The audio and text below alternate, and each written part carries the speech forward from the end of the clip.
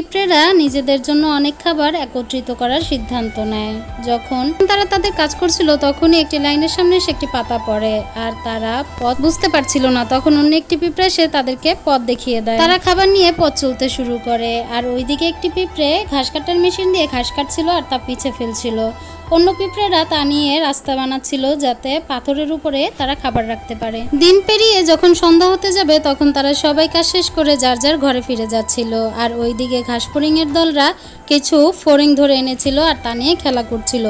আর সকাল হলেই তারা পিঁপড়েদের বাসায় আক্রমণ করবে এই চিন্তা ভাবনা করে, আর সকাল হতেই তারা রওনা দেয় পিঁপড়েদের উপর হামলা করতে। ঘাস ফড়িং দেখে একটি পিঁপড়ে শঙ্খ বাজিয়ে দেয়, আর শঙ্খের আওয়াজ শুনে সবাই ঘরে চলে যাচ্ছিল। তখন একটি পিঁপড়ে ঘাস কাটার মেশিনটি ভুলে খাবারের ওইখানেই রেখে দেয় চালু করা, আর সেটা নড়তে নড়তে নিচে পড়ে যায়, একটি পাথরে লেগে যায়, যেই কারণে খাবারগুলো সব পড়ে যায়। নেক্সট পার্টের জন্য কমেন্ট করো, লাইক করো, সাবস্ক্রাইব করো।